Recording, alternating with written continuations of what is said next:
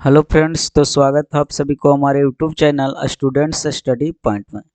आज हम आप लोग के सामने लेकर के आ गए हैं क्लास 10th का सोशल साइंस का मॉडल पेपर। देख सकते हैं क्लास 10th का सोशल साइंस यानी सामाजिक विज्ञान का मॉडल सेट 1 लेकर के आए हैं, जो कि आपके एग्जाम के लिए बहुत ही मोस्ट वीवीआई साबित होने जा रहा है। इसमें पूरे 80 का 80 ऑब्जेक्टिव टाइप क्वेश्चन देखने वाले हैं और इस 80 का 80 ऑब्जेक्टिव टाइप क्वेश्चन देखेंगे और इसमें जितने भी सब्जेक्टिव टाइप क्वेश्चन पूछे जाते हैं वो सब्जेक्टिव टाइप क्वेश्चन भी आप लोग को हम देंगे। यानी इसमें ऑब्जेक्टिव और सब्जेक्टिव दोनों देंगे इस मॉडल पेपर में, जो कि पीडीएफ के रूप में आपको हम व्हाट्सएप ग्रुप एवं टेलीग्राम ग्रुप दोनों पे उपलब्ध करा देंगे। ठीक है, देख सकते हैं 80 नंबर का टोटल ऑब्जेक्टिव टाइप क्वेश्चन है, जिसमें कहता है कि 2 घंटा 45 मिनट टाइम दिया गया। ये सब निर्देशांक तो सब मॉडल पेपर में आपको मिलेंगे और ऑलरेडी तुम लोग पढ़ चुके होंगे।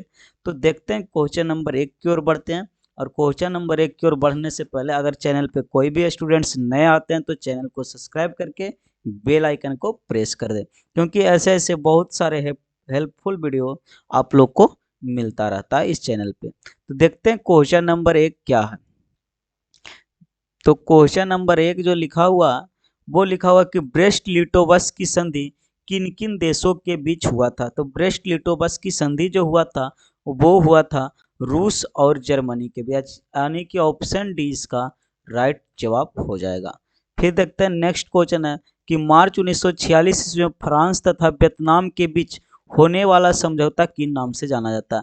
तो देख सकते हैं ये सब समझौता अभी तक हम लोग पढ़े ही नहीं है, यानी तित्सिन समझौता, कैंटन समझौता, होची मिन, ये सब समझौता है ही नहीं। 1946 में जिनेवा समझौता हुआ था, जो कि ऑप्शन में है ही नहीं। यानी इसका जो राइट ऑप्शन होगा वो क्या होगा, तो ऑप्शन नंबर डी हमारा होगा। क्या होगा? ऑप्शन डी हमारा सही जवाब हो जाएगा। ठीक है, नेक्स्ट क्वेश्चन देखते हैं। क्वेश्चन नंबर 3, पूर्ण स्वराज की मांग का प्रस्ताव कांग्रेस के किस वार्षिक अधिवेशन में पारित हुआ था। यानी कि पूर्ण स्वराज की मांग है जो कांग्रेस के किस अधिवेशन में पूरा हुआ था, तो वो था 1929 का लाहौर अधिवेशन। किस अधिवेशन में? 1929 का लाहौर अधिवेशन में, यानी ऑप्शन ए राइट सही है। क्वेश्चन नंबर 4 की ओर बढ़ते हैं। क्वेश्चन नंबर 4 लिखा हुआ कि वल्लभ भाई पटेल को सरदार की उपाधि किस किस किसान आंदोलन के दौरान दी गई थी। यानी वल्लभ भाई पटेल को सरदार की उपाधि जो दिया गया था वो बारदोली आंदोलन के तहत दिया गया था। क्वेश्चन नंबर 5 देखते हैं। भारत के लिए पहला फैक्ट्री एक्ट कब पारित किया गया था। पहला फैक्ट्री एक्ट जो पारित किया गया था वो 1881 ईस्वी में पारित किया गया था। कब? 1881 ईस्वी में। फिर देखते हैं क्वेश्चन नंबर 6, पूंजीपति वर्ग के द्वारा किस वर्ग का शोषण हुआ था। तो पूंजीपति वर्ग के द्वारा जो शोषण हुआ था वो श्रमिक वर्ग, मध्यम वर्ग और कृषक वर्ग, ये सभी वर्गों का शोषण किया गया था पूंजीपतियों के द्वारा। क्वेश्चन नंबर 7 देखते हैं। क्वेश्चन नंबर 7 लिखा हुआ है कि आधुनिक युग में अर्थव्यवस्था के क्षेत्र में होने वाली सबसे बड़ी क्रांति कौन सी थी। यानी आधुनिक युग में अर्थव्यवस्था के क्षेत्र में होने वाली सबसे बड़ी क्रांति जो थी वो कौन सी क्रांति थी, तो वो था औद्योगिक क्रांति। कौन सी क्रांति थी? औद्योगिक क्रांति। ऑप्शन बी इसका सही जवाब होगा। भूमंडलीकरण की शुरुआत किस दशक में हुई थी। तो भूमंडलीकरण का जो शुरुआत हुआ था वो हुआ था 1990 ईस्वी में। कब हुआ था? 1990 ईस्वी में, जो कि बहुत ही इंपॉर्टेंट क्वेश्चन है। फिर देखते हैं गुटेनबर्ग ने सर्वप्रथम किस पुस्तक की छपाई की थी। तो गुटेनबर्ग ने जो छपाई की थी वो पुस्तक का नाम क्या था, तो वो था बाइबिल। क्या था? बाइबिल का क्या था? बाइबिल पुस्तक की छपाई किए थे कौन? तो गुटेनबर्ग सबसे पहले। फिर कहता है क्वेश्चन नंबर 10, विश्व में सर्वप्रथम मुद्रण की शुरुआत कहाँ से हुई थी। यानी विश्व में मुद्रा की शुरुआत सर्वप्रथम कहाँ से हुई थी, तो वो थी चीन से। सभी लोग जानते होंगे।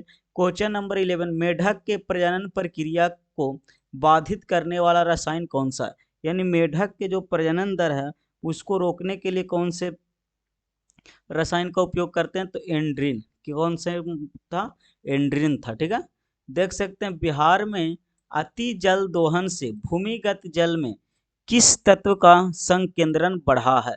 तो एक इसका राइट आंसर क्या हो जाएगा, आर्सेनिक। क्या होगा, आर्सेनिक, यानी ऑप्शन सी इसका सही जवाब।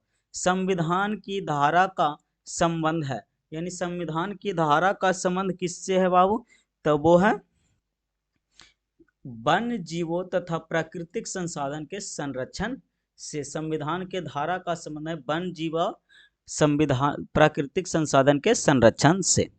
देखते हैं क्वेश्चन नंबर 14, बिहार के कितने प्रतिशत भौगोलिक क्षेत्र में वन का विस्तार है, तो इसका राइट जवाब होगा 20% में। कितना प्रतिशत में, 20% में। ऐसे 7% कहीं कहीं दिखेगा, लेकिन नहीं, 7% नहीं होता, होता है कितना परसेंट, 20%, 21% ऐसे होता है, ठीक है। अब देखते हैं एल्युमिनियम बनने के लिए किस खनिज की आवश्यकता पड़ती है। एल्युमिनियम में किस खनिज की आवश्यकता पड़ती है दोस्त, तो इसका सही जवाब होगा बॉक्साइट, यानी एल्युमिनियम के ऐश का नाम है बॉक्साइट, ठीक है। फिर कहता है भारत के किस राज्य में सौर ऊर्जा के विकास की सर्वाधिक संभावना है, यानी भारत के कौन से ऐसे राज्य है जहां सौर ऊर्जा के विकास की सर्वाधिक संभावना है, तो वो राज्य है राजस्थान। कौन से, राजस्थान, ठीक है। निम्नलिखित में से कौन छोटे पैमाने का उद्योग है, छोटा पैमाना का उद्योग कौन है बाबू, तो छोटे पैमाने का उद्योग देख सकते हैं इसमें है जो खिलौना उद्योग है। चीनी उद्योग भी थोड़ा सा बड़ा है, कागज उद्योग है, विद्युत उपकरण उद्योग है, ये सब बड़ा, लेकिन खिलौना का उद्योग है सबसे छोटा उद्योग है। फिर कहता है देश में कितने विशेष आर्थिक क्षेत्र विकासमान है, तो देश में पूरे 10 गो आर्थिक क्षेत्र विकासमान है। कितने हो जाएंगे, 10, इसका सही जवाब हो जाएगा, ठीक है। अब देखते हैं बिहार के सीमा में रेल मार्ग की कुल लंबाई कितनी है। बिहार के सीमा में रेल मार्ग की कुल लंबाई की बात बोला जाए तो है 6283 किलोमीटर, 6283 किलोमीटर है, ठीक है। तल चिन्ह की सहायता से किसी स्थान विशेष की मापी गई ऊंचाई को क्या कहा जाता है, तो इसका जो सही जवाब होगा वो होगा ऑप्शन ए, यानी स्थानिक ऊंचाई होगा। क्या होगा, स्थानिक ऊंचाई होगा। फिर क्वेश्चन नंबर 21 कहते हैं कि जब हम लैंगिक विभाजन की बात करते हैं तो हमारा अभिप्राय होता है, तो हमारा अभिप्राय क्या होता है, लैंगिक विभाजन के मतलब हुआ लिंग के आधार पर विभाजन करना, यानी समाज के द्वारा स्त्री और पुरुष की दी गई असमान भूमिका। यानी कहता क्या कि लैंगिक विभाजन कब होता, कि जब समाज के द्वारा स्त्री और पुरुष में भेदभाव किया जाता, असमान भूमिका दिया जाता, तो उसी को कहते हैं लैंगिक विभाजन, उसी के आधार पे होता है। इसका राइट जवाब क्या होगा, ऑप्शन बी। क्वेश्चन नंबर 22, भारतीय संविधान के बारे में इनमें से कौन सा कथन सही है, तो सही कथन को चूज करना है। तो इसका जो सही जवाब होगा वो होगा कि यह धर्म के आधार पर भेदभाव को मनाही करता है, यानी संविधान जो है धर्म के आधार पर भेदभाव को मना करता है, यानी भेदभाव नहीं करने देता। ऑप्शन ए इसका सही जवाब होगा। सत्ता में साझेदारी सही है, क्योंकि सत्ता में साझेदारी क्यों सही है बताओगे, तो सत्ता में साझेदारी इसलिए है क्योंकि कहता है कि देश की एकता को कमजोर करती है। जब सत्ता में साझेदारी नहीं होगी तो वो देश की एकता को क्या करती है, कमजोर करती है, इसीलिए सत्ता में साझेदारी सही होता है। फिर कहता है वर्ष 1975 को भारतीय राजनीति में किस लिए जाना जाता है, यानी वर्ष 1975 को है वो क्यों उस प्रचलित क्यों है, यानी 1975 ईस्वी में क्या हुआ था जो प्रचलित है, तो देश में क्या होता, आपातकाल लागू हुआ था, आपातकाल लागू हुआ था, इसीलिए यह दिन प्रचलित है, ठीक है। बिहार में संपूर्ण क्रांति का नेतृत्व किसने किया था, तो वो थे जयप्रकाश नारायण। ऑप्शन डी इसका सही जवाब होगा।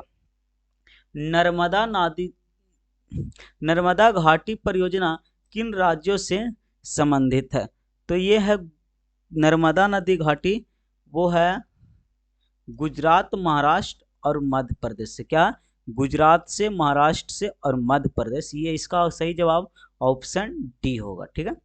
फिर कहता है निम्न में से किस लोकतंत्र का प्राण कहा जाता है, यानी लोकतंत्र का प्राण किसे कहा जाता है। क्वेश्चन नंबर 27 का सही जवाब हो जाएगा राजनीतिक दल को। ये बहुत एग्जाम में पूछे गए क्वेश्चन है कि निम्नलिखित में से लोकतंत्र का प्राण किसे कहा जाता है, तो राजनीतिक दल को। दल बदल कानून निम्न में से किस पर लागू होता, दल बदल कानून है वो किस पे लागू होता, तो वो लागू होते हैं संसद और विधायक पर। दल बदल कानून संसद और विधायक पे लागू होता है। जनता दल पार्टी का गठन हुआ था 1999 ईस्वी में। कब हुआ था? 1999 ईस्वी में। फिर नेक्स्ट क्वेश्चन की ओर बढ़ते हैं। निम्न में से कौन अर्थव्यवस्था के प्राथमिक क्षेत्र को से सम्मिलित है? प्राथमिक क्षेत्र तो वो होगा कृषि क्षेत्र। कृषि क्षेत्र जो है वो प्राथमिक क्षेत्र से संबंधित है। फिर कहता है क्वेश्चन नंबर 31, जिस देश की प्रति व्यक्ति आय अधिक है वह देश क्या कहलाता है? जब प्रति व्यक्ति आय उसका अधिक होगा तो हम कह सकते हैं वो देश क्या है? विकसित होगी। यानी हर एक मनुष्य का, हर एक व्यक्ति का अगर वहाँ आय अधिक है यानी कि वो देश विकसित देश होगा। ठीक है। बिहार के किस जिले की प्रति व्यक्ति आय सर्वाधिक है? सबसे अधिक है तो पटना जिला के, पटना के सर्वाधिक है। ठीक है। भारत का केंद्रीय बैंक कौन सा है? भारत के केंद्रीय बैंक कौन सा है? केंद्रीय बैंक का नाम बताना है तो वो है RBI यानी रिजर्व बैंक ऑफ इंडिया। ठीक है। व्यावसायिक बैंकों का सर्वप्रथम राष्ट्रीयकरण कब किया गया था? तो व्यावसायिक बैंक का राष्ट्रीयकरण किया गया था 1969 ईस्वी यानी ऑप्शन सी सही जवाब होगा। ऊर्जा का मुख्य स्रोत क्या है? तो ऊर्जा की मुख्य स्रोत की बात बोले तो कोयला, विद्युत और पेट्रोलियम ये सभी है यानी कि इसका सही जवाब ऑप्शन डी होने वाला। फिर कहता है इनमें से कौन सी बहुराष्ट्रीय कंपनी है? अब बहुराष्ट्रीय कंपनी की बात बोला जाए तो फोर्ड मोटर्स, सैमसंग और कोको कोला ये सब है वो बहुराष्ट्रीय कंपनी है। इसका भी जवाब हो जाएगा ऑप्शन डी सही होगा। फिर क्वेश्चन नंबर 37 देखते हैं। उपभोक्ता अधिकरण दिवस, उपभोक्ता अधिकार दिवस कब मनाया जाता? तो उपभोक्ता अधिकार दिवस जो मनाया जाता वो मनाया जाता 15 मार्च को। कब? 15 मार्च को। यदि किसी वस्तु या सेवा का मूल्य 20 लाख से लेकर के 1 करोड़ से कम है तो उपभोक्ता कहाँ की शिकायत कर सकता है? तो वो राज्य तक कर सकता है। 20 लाख से कम हो तो वो जिला में कर सकते हैं और 20 लाख से लेकर के 1 करोड़ के बीच में हो तो वो राज्य में कर सकते हैं और 1 करोड़ से बेसी हो तो वो राष्ट्र के लिए कर सकते हैं। तो इसका सही जवाब होगा ऑप्शन बी। ठीक है। नेक्स्ट क्वेश्चन, सुनामी का मुख्य कारण क्या है?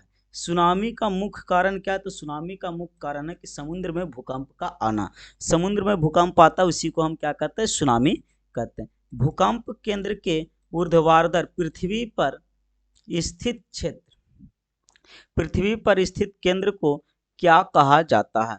तो पृथ्वी पर स्थित केंद्र को हम कहते हैं आधि केंद्र। फिर क्वेश्चन नंबर 41 देखते हैं। भारत का राष्ट्रीय पक्षी क्या है? तो भारत के राष्ट्रीय पक्षी क्या है? मोर। ठीक है। ऑप्शन सी इसका सही जवाब होगा। फिर क्वेश्चन नंबर 42 देखते हैं। किस राज्य में वन का सबसे अधिक विस्तार है? तो वन का विस्तार सबसे अधिक किस राज्य में है? तो वो है मध्य प्रदेश में, MP में। कहाँ है? मध्य प्रदेश में। इनमें से कौन सा जीव जो केवल भारत में ही पाया जाता है? तो केवल भारत में पाया जाता है तो वो है घड़ियाल। क्या है? घड़ियाल यानी ऑप्शन ए इसका सही जवाब होगा। टेक्सोल का उपयोग होता है, टेक्सोल का उपयोग किस चीज में होता है? तो टेक्सोल का उपयोग होता है कैंसर में। ये एक दवा है टेक्सोल जिसका उपयोग होता है कैंसर के इलाज में। ठीक है। चरक का संबंध किस देश से है? चरक का संबंध जो है वो किस देश से है? तो वो है भारत से। फिर कहता है वन संरक्षण एवं प्रबंधन की दृष्टि से वनों को वर्गीकृत किया गया है। वो कितने भागों में? वन संरक्षण एवं प्रबंधन की दृष्टि से वन को कितने भागों में बांटा गया? वो है 3 भागों में। ठीक है। बिहार में कितने प्रतिशत भौगोलिक क्षेत्र में वन का विस्तार है? तो वो है विस्तार की बात बोला जाए तो देख सकते हैं 21% पर वन का विस्तार है। ठीक है। नेक्स्ट क्वेश्चन देखते हैं।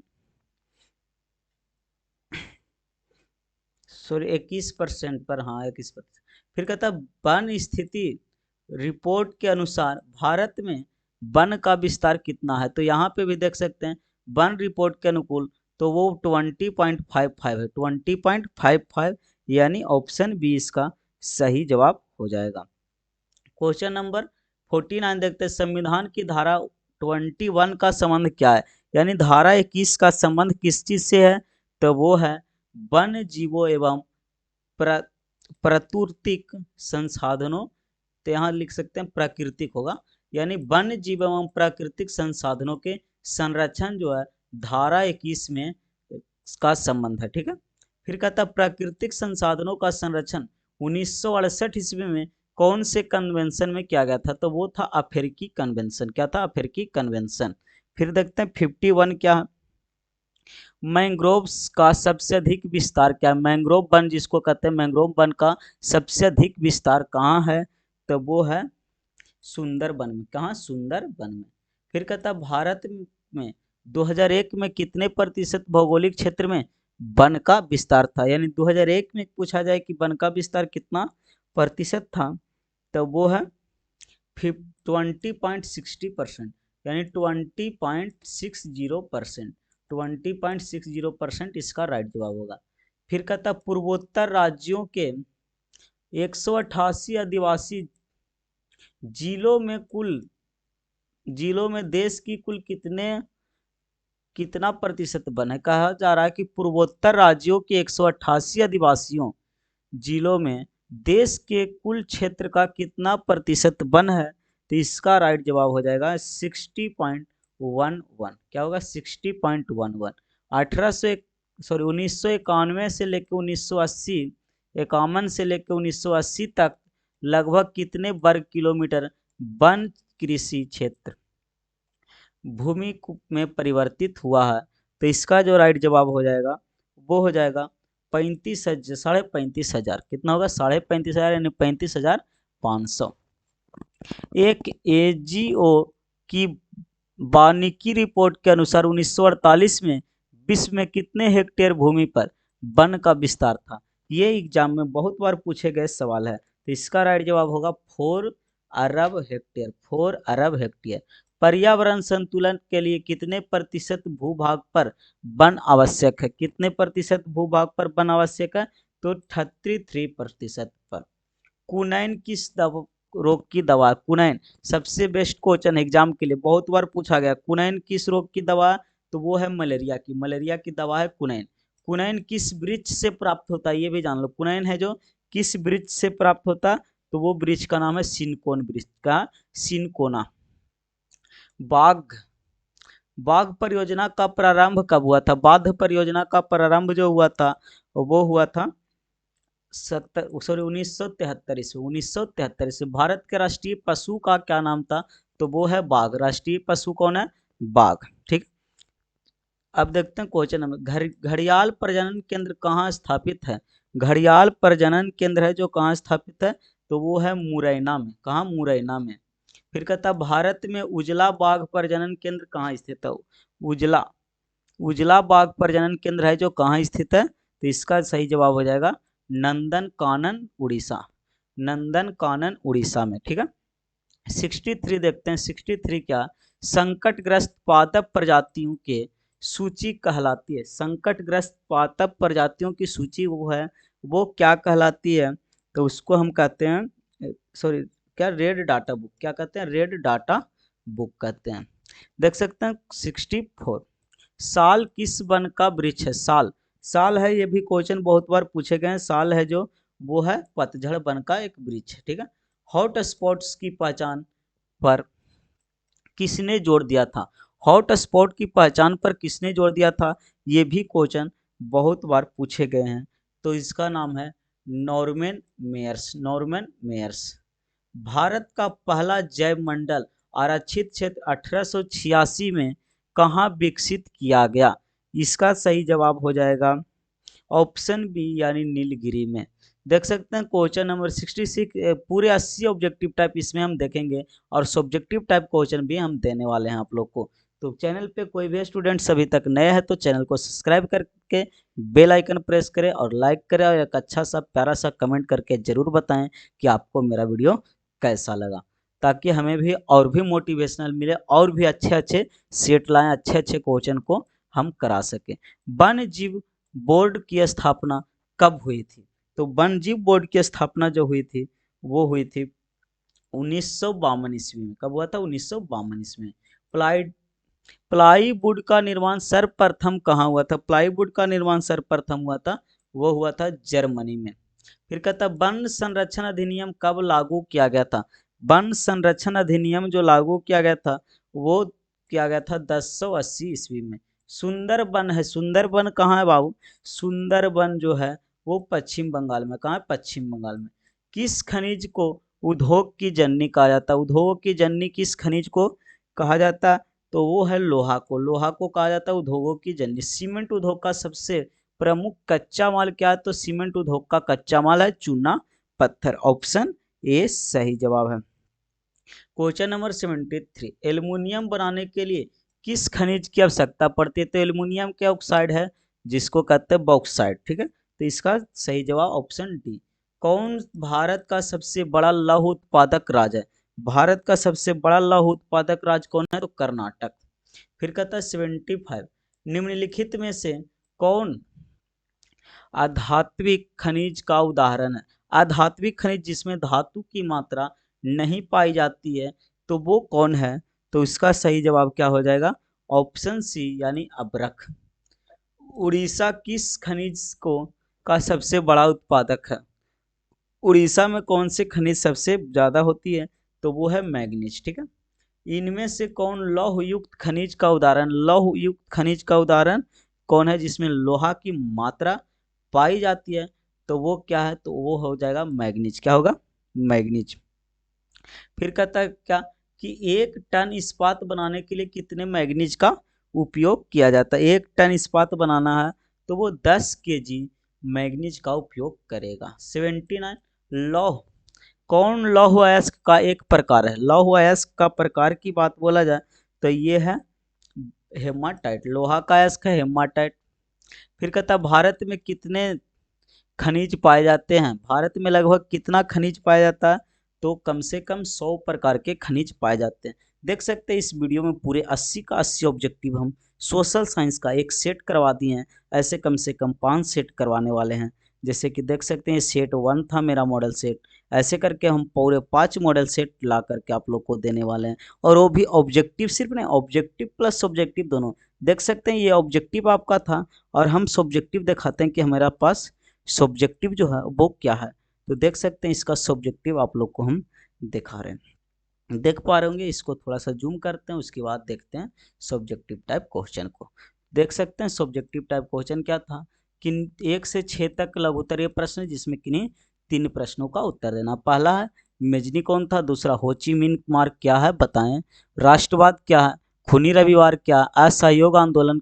प्रथम जन आंदोलन था, एक टिप्पणी लिखना है। गुटेनबर्ग को ने मुद्रण यंत्र का विकास किया, कैसे लिखना। फिर देख सकते हैं 4 नंबर में 2 क्वेश्चन दिया गया है। हिंद चीन में फ्रांसीसी द्वारा उपनिषद स्थापना की किन्हीं 3 कारणों को देख सकते हैं, एक 8 है। ऐसे करके देख सकते हैं आपको इसका पूरा हम सब्जेक्टिव टाइप क्वेश्चन भी है। इसका आंसर नहीं है बट क्वेश्चन ऑलरेडी रेडी है। और ऑब्जेक्टिव टाइप क्वेश्चन हम करवा चुके हैं सेट 1 का, और सेट 1 का देख सकते हैं पूरे 32 का 32 सब्जेक्टिव टाइप क्वेश्चन भी करवाते हैं। तो ये पीडीएफ को आप ले करके खुद से बना लीजिए। जिसका आंसर नहीं आता वो आंसर हम बता देंगे, मेरे को मैसेज कर देना, वहां से बता देंगे। ठीक है, तो अब जो भी स्टूडेंट्स नए आए हैं चैनल पे, एक बार चैनल को सब्सक्राइब करके बेल आइकन को प्रेस करें, और फिर मिलेंगे हम आप लोग के साथ नए वीडियो में। तब तक के लिए बाय बाय, टेक केयर।